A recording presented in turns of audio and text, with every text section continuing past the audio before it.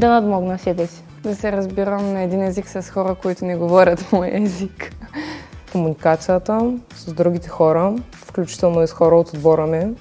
Да се работим с екипа и да се обединим около един решение и идея.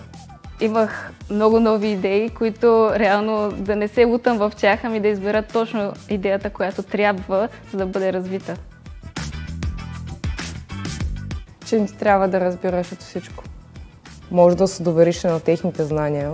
Научаваш много повече неща и разширяваш кръгозора си. Възможността да си разменяш обратна връзка с различни хора и да се научаваш да приемаш обратната връзка. Всеки има различно виждане за идеята, трябва да се научиш на компромис.